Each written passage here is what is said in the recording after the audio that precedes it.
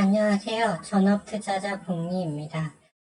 주말 잘 보내고 계신지 모르겠네요. 이 영상은 6월 24일 토요일 오후 12시 31분에 영상을 녹화 중입니다. 일단은 미국 증시 마감 현황부터 한번 보시고요. 월요일 날 어떤 종목 섹터가 좀 상승이 가능할까 이 부분에 대해서 한번 말씀을 드리도록 하겠습니다. 이게 나스닥 일봉 차트인데요.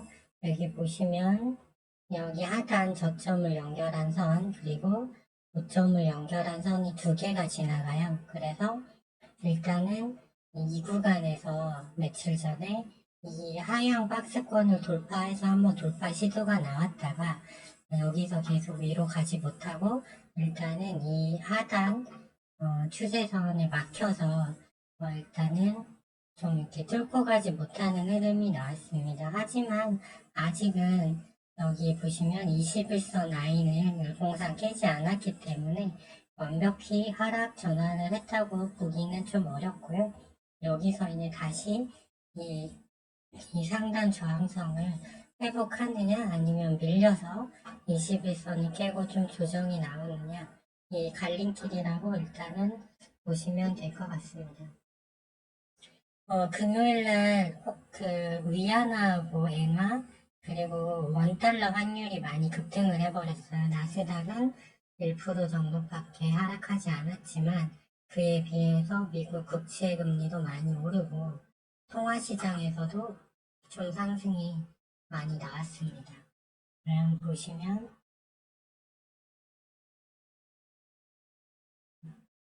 제가 정리해 놓은 게 있거든요. 통화시장을 한번 보시면 지금 엔화거든요. 이게 월봉 차트인데 정고점 트라이아로 계속 올라가고 있죠. 양봉 형태로. 그리고 위안화도 정고점 향해서 계속 올라가고 있어요. 그래서 중국은 좀 경기가 안 좋다 보니까 돈이 빠져나가는 거고 일본 같은 경우는 증시가 엄청 요즘 화랑이죠. 그런데 그에 반대로 엔화는 계속 약세 전환이 되고 있습니다. 이 이유는 일단은 이제 그 일본의 기준금리는 여전히 마이너스 금리거든요. 그러다 보니까 금리를 올려라라는 압박이 통화시장에서 그 환해지 세력에 의해서 일어나고 있다 이렇게 보시면 되고요.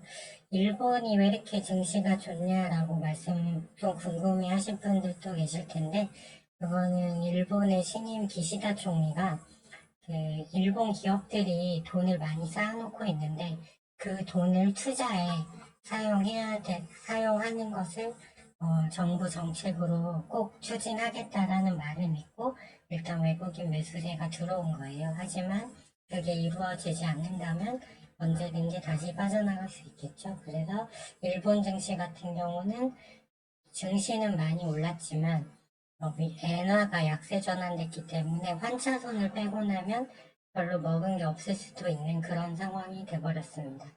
그리고 달러는 아직 100은 깨지 않고 105에서 100 사이에서 왔다 갔다 하고 있는데 현재 102.2를 가리키고 있습니다. 그리고 원화 같은 경우는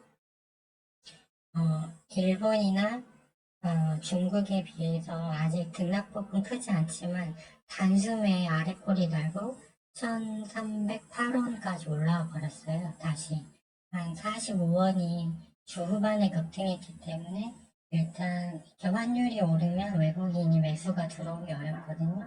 그래서 일단은 나스닥도 1% 하락했기 때문에 일단은 원화 강세는 좀 유지될 걸로 보여지고요.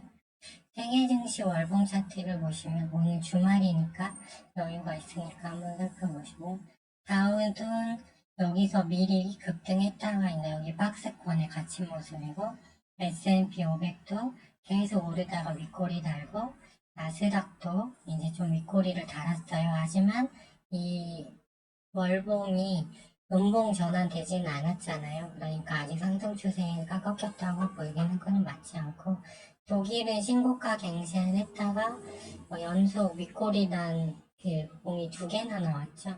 그래서 좀 좋지 않고 어제 증시 하락한 이유가 유럽 물가가 여전히 높고 경기 침체 우려가 불거졌기 때문에 그래서 너무 에너지를 미리 땡겨다 썼다 이런 느낌이 있고요. 상하이 본토 증시와 항생은 약세, 그 다음에 일본 니케이 지수는 이렇게 어마어마하게 올랐지만 역시 윗꼬리를 달기 시작했죠.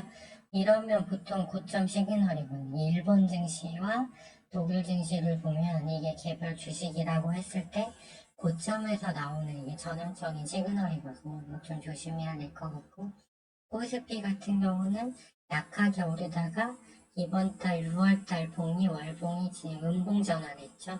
그래서 조금 더 내려올 수도 있다 이렇게 보시면 될 것 같습니다. 종합 차트를 보면 일단 일봉 차트상 21선을 깼죠. 금요일날. 그렇기 때문에 일단은 61선까지 한 1.2% 정도 더 내려와서 이제 지지 여부를 테스트한다라고 보는 게 맞겠고요. 코스닥 같은 경우도 일단 21선에 딱 지금 걸쳐 있는데 일단 21선 밑에 61선 이동 이평선이 있는 자리까지 약 1.4% 정도는 더 조정이 나올 수 있다 이렇게 보는 게 좀 합리적일 것 같습니다. 이제 그 후에 지지를 받냐 안 받냐는 확인이 필요하고요. 특히나 코스피의 프로그램 매수 매도에 영향을 미치는 그 선물, 국내 선물 일봉 차트가 지금 데드크로스가 났어요. 여기서 이제 그 5일선이 21선을 하향하고 내려오면서 금요일날 외인 대량 매도로 음봉이 나왔기 때문에 일단은 증시가 위로 올라간다는 시그널은 아직은 없는 상황이다. 이렇게 보시면 될 것 같아요. 그 이유는 외국인이 계속 파니까 그렇죠.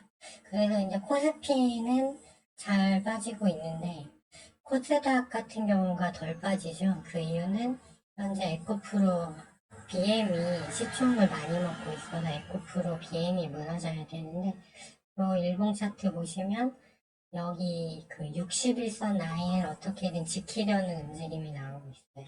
주봉으로 봐도 아직은 밑에 61선이 있는 22만 3천 원까지는 아직 내려오지 않고 있죠. 그래서 이제 개인들과 기관 외인 매도세 간의 대결이 계속 이루어지고 있는 모습이다.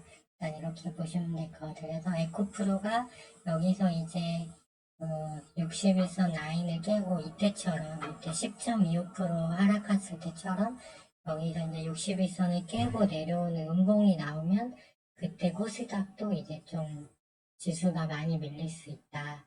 이렇게 보시면 될 것 같아요. 지난 금요일에도 코스닥이 0.18%밖에 안 빠지니까 코스피가 거의 1% 가까이 빠졌음에도 개별주들이 많이 움직였고 특히나 반도체는 거의 움직일 이유가 없었는데 한번 시세 주고 내려왔잖아요. 그러기 때문에 이제 그런 부분을 좀 잘 파악을 해야 된다 이렇게 보시면 될 것 같고요. 일단 나스닥이 하락을 했기 때문에 그럼 월요일날 꼭 종목을 매매해야 한다면 어느 섹터가 좋을지를 봤는데요. 일단 보시면 한미반도체, 반도체 쪽 주봉을 보시면 지금 어떻죠? 과열 계속 뜨면서 이미 저점에서 100% 정도 올라왔고 HPSP도 주봉 이격이 너무 커졌어요. 그리고 최근에 중국 소비주 지금 코스메카 코리아도 주봉상 보면 한 달 반 동안 과열 신호 뜨면서 너무 올라왔잖아요. 그래서 대부분 2차 전지도 그렇고 이격도가 다 큰 편이에요. 그래서 지금은 아무래도 낮은 가격에 있는데 이슈가 있는 종목이 올라오는 게 좀 타당하다고 보는데 요즘 최근에 신규로 생성된 테마가 있습니다. 여기서 바로 이 테마가 사그라들지 어쩔지 모르겠지만 그 테마는 바로 구리입니다. 구리 등 그 비철금속이 이제 많이 지금 부족한 쇼티지가 났다고 해요. 그래서 일단은 제일 먼저 움직인 게 상보거든요. 상보 같은 경우 상한가 뻗고 금요일에도 장중에 28%까지 올랐다. 결국은 이제 16.99%로 마무리했는데 주봉을 보면 이제 여기서 대량 거래 이번 주에 실리면서 올라왔잖아요. 그리고 역시 같은 테마인 태경 BK도 보면 대량 거래 들어오면서 올라왔는데 이제 정고점 위까지 보면 시간에서도 한 4.7% 올랐거든요. 그래서 위로 한 9,700원까지는 여력이 있는데 일단 여기 정고점 저항 라인이 있기 때문에 더 갈지 모르겠어요. 그리고 이제 대창하고 이구산업이 있는데 2구 산업 같은 경우는 아직 위로 좀 공간이 남았죠. 6,065원까지. 그리고 대창도 보면은 아직 이제 여기때 시세 주고 밀린 다음에 주봉산 그 저항선 라인이 1,773원이에요. 그래서 대창도 시에서 3% 오르고 2구 산업이 0.95% 오르고 태경 BK가 4.5%, 상보는 소폭 이제 시세가 이틀 났으니까 소폭 하락을 했어요.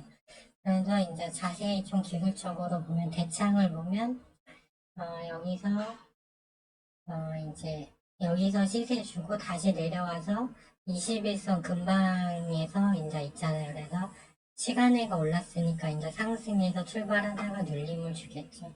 근데 여기 5분봉 차트를 보면 여기서 이제 갭을 떼겠죠. 여기 1,600원 부분까지 한 요 라인까지 1,589원에 끝났으니까 이 정도 뜰 거란 말이에요. 그러면 떠서 살짝 눌렸다 치고 가면 이제 시세가 달 수 있는 자리예요. 일봉상으로도 보면 장대 양봉 후 이제 여기서 수렴을 했기 때문에 위로 파동이 한 번 더 나올 수 있는 자리라고. 그래서 시초가 잘 보고 있다가 눌리는 흐름 보고 한번 진입이 가능해 보이고요. 이구산업도 마찬가지죠. 이렇게 시세 주고 다시 5분봉이 정배열이잖아요. 그렇기 때문에 여기서 이제 아마 대창이 금요일에 쉬었기 때문에 대창이 좀 더 강한 흐름일 것 같은데 이구산업도 경우에 따라서 일단 양봉이 처음 하나 나왔으니까 여기서 눌렸다가 이 5일선 타고 쭉 올라갈 수도 있다. 그래서 일단 대창 이구산업 좀 이렇게 좋게 보고 있고요.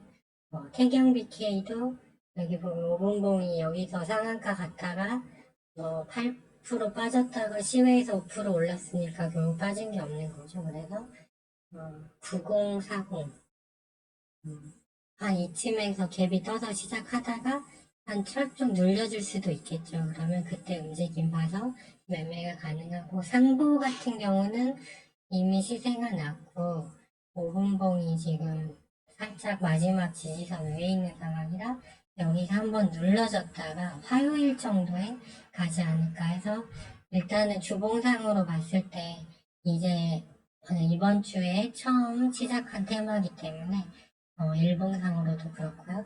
좀 관심사는 프레쉬한 테마니까 대창, 이구산업, 태경 BK 상보는 좀 관심권에 두고 장중 단타가 가능해 보입니다. 그리고 이제 소금 테마에서 보라티아는 제가 이제 지금 1.3%, 1.35% 수익 중인 종목인데 30분봉을 보면 여기서 계속 이제 일봉상 하락이 나오다가 이날 다시 5일선 위로 올라왔거든요. 거래량 실리면서. 그래서 지금 보시면 30분봉도 이제 위로 돌아서기 직전인데 시간에서 1.75%가 빠졌기 때문에 일단 2,200원으로 시작을 할 거예요. 그래서 근데 여기 5분봉상 일단은 바로 치고 가는 게 좋으니까 장초반에 그래서 1,990원을 깨지 않는다면 한번 이것도 단타로 노려볼 만하다 이렇게 보고 있고 주봉을 보면 장대 양봉 속고 아래 꼬리 달고 올라왔죠. 그래서 자 이번에 흐름을 좀 봐야 된다 이렇게 보고 있고요.